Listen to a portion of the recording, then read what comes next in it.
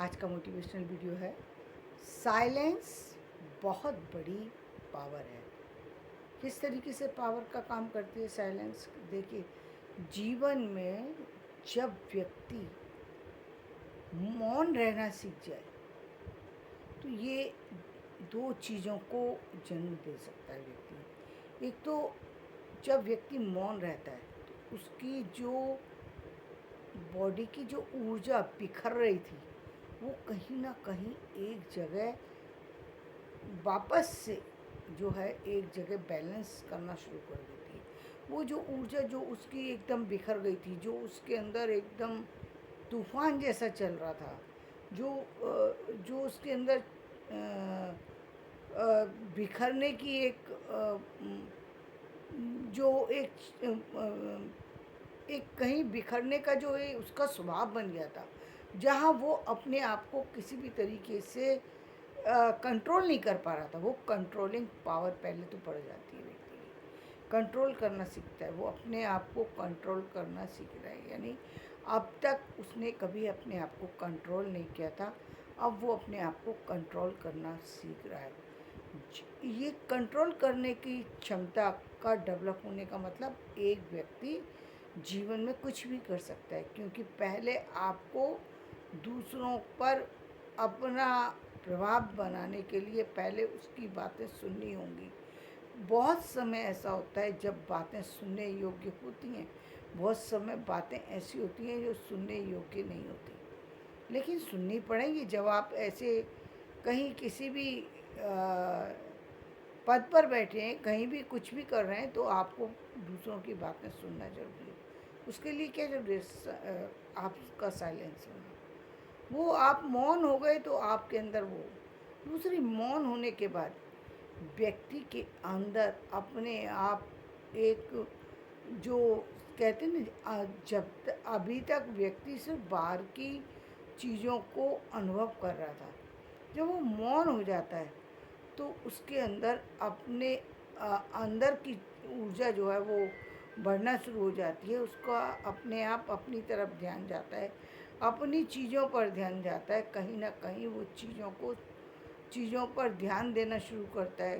यदि उसकी गलती भी वो रियलाइज़ तब करेगा ना जब उसका मन शांत होगा। मन शांत नहीं हो पा रहा उसकी, लेकिन क्योंकि उसने मौन ले रखा है तो वो मौन के कारण से बोल नहीं रहा है। तो इच्छा है बोलने की लेकिन बोल नहीं रहा है, तो कहीं ना कहीं कंट्रोल हो जाता है। जीवन एकदम संतुलित हो जाता है एकदम। बहुत बार जीवन में मौन होने पर व्यक्ति बहुत सारे से लड़ाई झगड़े तूफान, बहुत सारे से ऐसी चीज़ों से का समाधान भी कर लेता है जो चीज़ें शायद उसकी जो कहेंगे पकड़ से परे थी।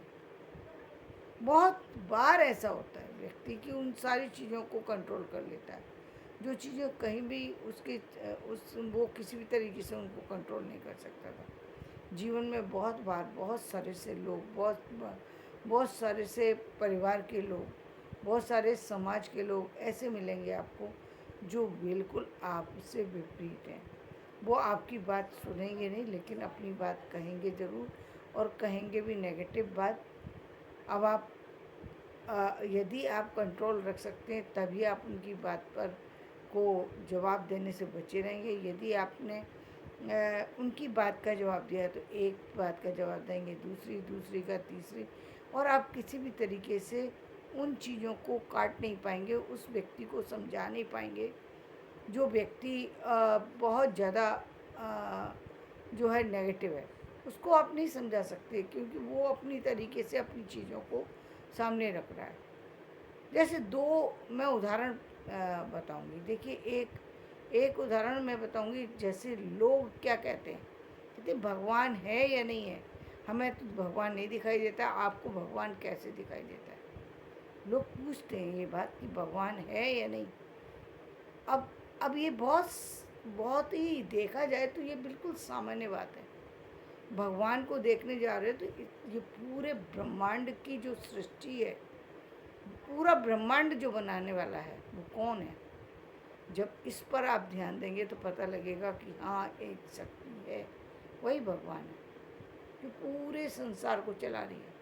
आपका दिमाग, आपको लग रहा है वो आपकी वजह से चल रहा है, लेकिन ये सिर्फ आपका वहम है। 1 मिनट नहीं लगेगा। आप इस दिमाग तो क्या, आप जीवन से ख़त्म हो सकते हैं, दिमाग तो छोड़ ही दीजिए। 1 मिनट, एक सांस ऐसी होगी कि जिसमें आप ख़त्म, दुनिया ख़त्म। आप बताइए कि कहाँ है आपकी। यदि वो कंट्रोल होता इंसान के हाथ में तो वो बचा लेता। इतने सारे ऑक्सीजन लगाते हैं, इतने सारे ऑपरेशन करते हैं, इतने सारे एफर्ट्स डालते हैं, सारे अब तो बॉडी के हर पार्ट को बदल दिया जाता है, लेकिन बचता कौन है इतने सब के बाद?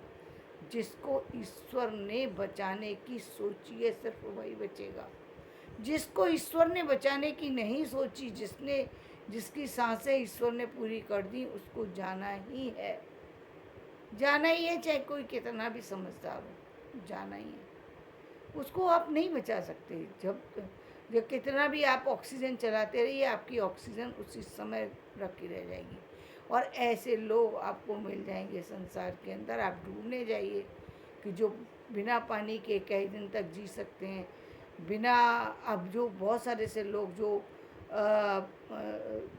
धरती के अंदर समाधि लेते हैं, जीवित कैसे रहते हैं? वो कैसे रहते हैं? किसके आधार पर? क्या मनुष्य के आधार पर वो जीवित रह सकते हैं? नहीं रह सकते। वो जो ऊर्जा काम कर रही है, वो ऊर्जा ईश्वर की ऊर्जा है। जब तक वो इस बात को जानते हैं कि जब तक सांसें हैं, जब तक उनको टाइम दिया हुआ है, तब तक वो जीवित रहेंगे, चाहे कहीं भी रहें।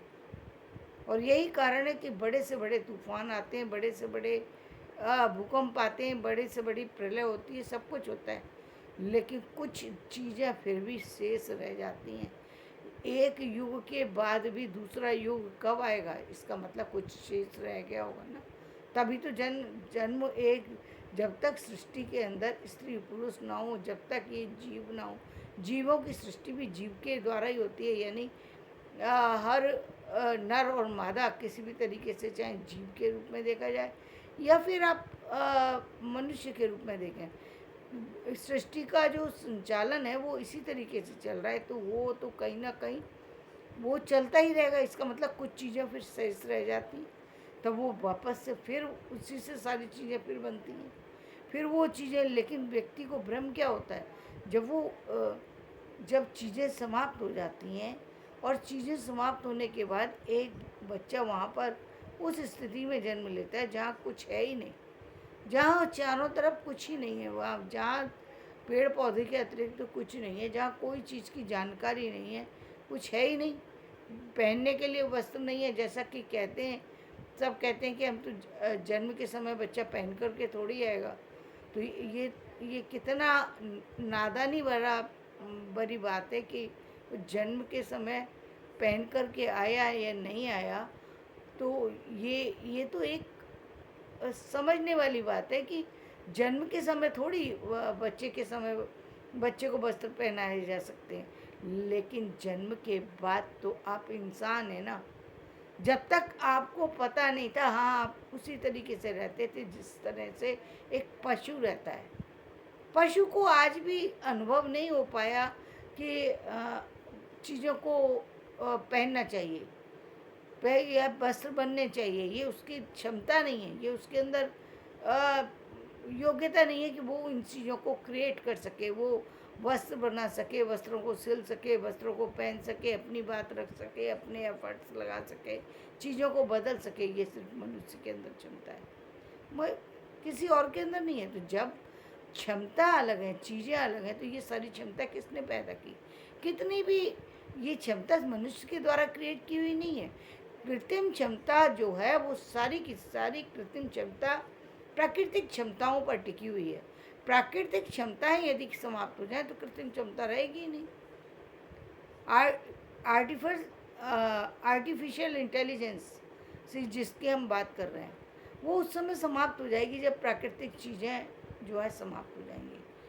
ये कितना भी बना लें, कितनी भी चीज़ें हो जाएं, लेकिन ये उस समय समाप्त हो जाएंगी जब प्रकृति समाप्त होगी। ये सारी चीज़ें समाप्त हो जाएंगी, क्योंकि ये सारी चीज़ें मनुष्य के द्वारा बनाई गई हैं। यानी ये कृत्रिम चीज़ें हैं, कृत्रिम चीज़ें कृत्रिम तरीके से समाप्त हो सकती हैं, लेकिन प्राकृतिक चीज़ें जो हैं वो प्राकृतिक चीज़ें यदि चल रही हैं तो वो कितनी भी नई चीज़ों को क्रिएट कर सकती हैं। कृत्रिम चीज़ें सिर्फ वही कृत्रिम कार्य करेंगी जितने उनको ऑर्डर दिया जाएगा। जैसे हमने कंप्यूटर बनाया, कंप्यूटर पर चीज़ें हो सकती हैं, सब कुछ हो सकती है, लेकिन कंप्यूटर के अंदर ये क्षमता नहीं है कि वो अपने आप से कुछ क्रिएट कर ले। नहीं कर सकता, नहीं कर सकता, क्योंकि उसके अंदर वो क्षमता नहीं है। वो क्रिएशन की क्षमता जो है सिर्फ एक मनुष्य के अंदर है। वो चीज़ें वो वही कर सकता है। वो या मनुष्य के भी ऊपर कौन है जब हम कहते हैं, तो वो ईश्वर, कि वो सब चीज़ों को बदल सकता है। 1 सेकंड में सारी चीज़ें बदल सकती हैं, सारी चीज़ें समाप्त हो सकती हैं। जब सारी चीज़ें समाप्त करने का समय आता है, जब जब जब ऐसा हुआ ब्रह्मांड के अंदर, आप देख सकते हैं, जबकि आसुरी शक्तियों का जो है अतिक्रमण हो गया, तभी जो है एक दैवीय शक्ति किसी न किसी रूप में उत्पन्न हुई और सारी जो वो राक्षसी क्षमता थी, आसुरी क्षमता थी, उसको 1 सेकंड के अंदर समाप्त कर दिया गया। कैसे समाप्त कर दिया गया? एक ही तीर लगा, रावण खत्म। रावण तभी तक रहा जब तक कि वो जब तक राम ने अपनी उसका तीर का जो है उपयोग नहीं किया, तब तक रावण बचा रहा। एक ही तीर उन्होंने चलाया और बस रावण खत्म।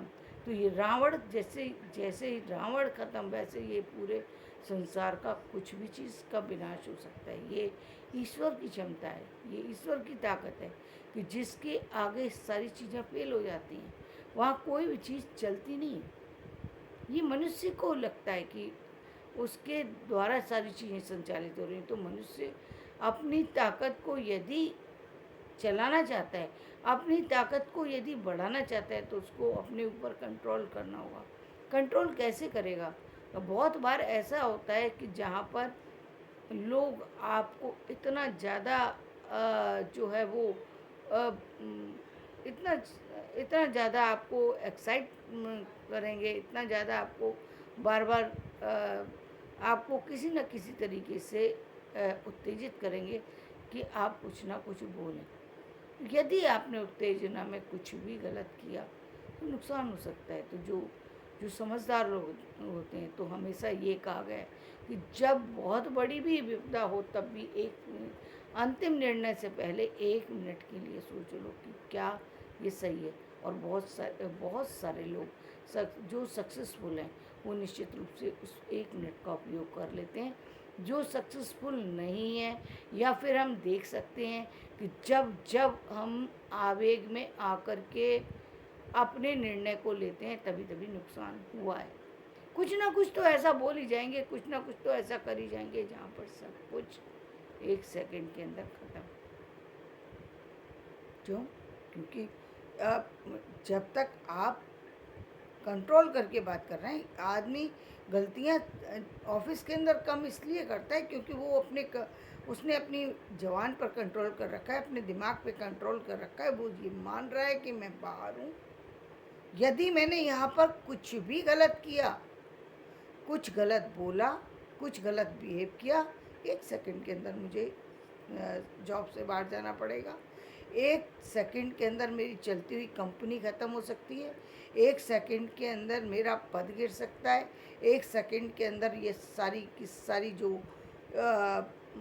जो भी सभा चल रही है, जो भी चीज़ चल रही है, वो 1 सेकंड में मेरी धज्जियाँ यहाँ उड़ा सकती है। 1 सेकंड में मेरी जो क्षमता है, जो मेरी जिस चीज़ की मेरी सराहना की जा रही है, वो सराहना जो है वो अपमान में बदल सकती है। इसलिए व्यक्ति अपने सेंस का यूज़ करता है, अपनी ज़बान पे कंट्रोल रखता है, अपने दिमाग पर कंट्रोल रखता है, और इसलिए उससे गलतियाँ नहीं होती।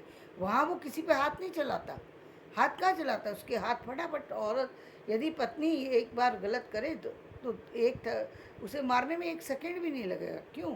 क्योंकि उसको लगता है कि इसके ऊपर मैं यदि मार भी दूंगा बचाने कौन आएगा, कोई बचा ही नहीं सकता। परिवार वाले आएंगे नहीं, क्योंकि पहले ही कह दिया कि ये तो अब ये हमारी है, हम कुछ भी करें। जब उन्होंने पहले ही ये कह दिया कि हम कुछ भी करें, और लड़की भी यही समझ रही है, और क्योंकि वो खुद भी उस चीज़ में बदलाव चाहती नहीं है, तो वो भी यही समझ रही है कि मेरे कुछ कर नहीं सकते। तो फिर वहाँ पर तो फिर अत्याचार हो गई, गलत तो अब तो गलतियाँ होंगी ही होंगी। लेकिन जो समझदार लोग होते हैं वो कहीं भी अपने कंट्रोल को नहीं खोते, इसलिए वो घर के अंदर बाहर के अंदर भी हमेशा कंट्रोल रखते हैं। वहाँ इतनी बात को बढ़ने ही क्यों देना है, किसी भी बात को इतना ज़्यादा बढ़ाना क्यों। यदि वहाँ पर बैलेंस हो सकती थी ऑफिस में, यहाँ भी बैलेंस हो सकती थी। इसका मतलब बैलेंस करने से, अपनी अपनी जवान पर कंट्रोल करने से, अब मौन रहने से सब चीज़ें, सारी दुनिया को अपनी मुट्ठी में किया जा सकता है। परिवार को बिगड़े परिवार को संभाला जा सकता है।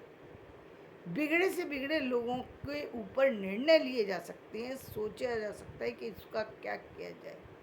लेकिन सोचेंगे तब, करेंगे तब, जब आप अपने दिमाग का इस्तेमाल करेंगे। यदि आपने दिमाग का नहीं किया तो आप 4 गाली उसको दीजिए, 4 गाली वो आपको दे, फिर उसके बाद पूरा तमाशा हो, फिर आप भी अलग और वो भी अलग, फिर सही है, फिर सब चुप। जब पूरा तमाशा हो गया, सारा कुछ हो गया, उसके बाद सब चुप, तो क्या फ़ायदा हुआ उसका। जब आप सारी बातें जानते ही हैं, चीज़ों को समझ ही रहे हैं, तो फिर कंट्रोल क्यों नहीं, क्यों इतना सारा तमाशा है। इसलिए क्योंकि आपने अपनी ज़बान पर कंट्रोल नहीं किया। इसलिए साइलेंस का होना बहुत ही अच्छी चीज़ है। बहुत बड़े बड़े तनाव रुक जाते हैं जीवन में, बहुत ज़रूरी होता है। तो जीवन में कुछ भी हो जाए, यदि आपको लग रहा है, दो ही रास्ते हैं, या तो आपको लग रहा है कि आप वहाँ से अलग हो सकते हैं, जिस जगह इतना ज़्यादा तनाव है वहाँ से अलग हो सकते, तो अलग हो जाइए। लेकिन समस्या कहाँ है, समस्या जब परिवार बन जाता है, बच्चे बन जाते हैं, परिवार से अलग तो हो सकते हैं। वो बच्चों के लिए कितनी बड़ी कठिनाई होती है कि माता पिता से वो अलग अलग है, या तो माँ से अलग है या पिता से अलग हैं बच्चे। बच्चे कहीं ना कहीं उनको मिस करते हैं। उनका क्या दोष है, माता पिता तो अलग हो गए, लेकिन उन बच्चों ने तो कोई गलती नहीं की, लेकिन वो अलग अलग हैं। उन्हें ना या तो माँ का ही मिल रहा है प्यार, या तो पिता को का ही प्यार मिल रहा है, या फिर माता पिता दोनों का ही नहीं मिल रहा है, कोई तीसरा ही उनको पाल रहा है। तो ये तो किसी न किसी तरीके से उनके प्रति अन्याय हो रहा है। तो ये, यदि आप जीवन को इस अन्याय से बचाना चाहते हैं, यदि चीज़ों में ये चाहते हैं चीज़ें कहीं ना कहीं संभाली जाए, तो संभालने के लिए सोचने की भी ज़रूरत होती है चीज़ों को। जब आप सोचते हैं तब आप पाते हैं कि बहुत सारी चीज़ें हमारे कंट्रोल में नहीं है। सारे लोग एक जैसे नहीं है, सारी बुद्धि एक जैसी नहीं है, सारे विचार एक जैसे नहीं है।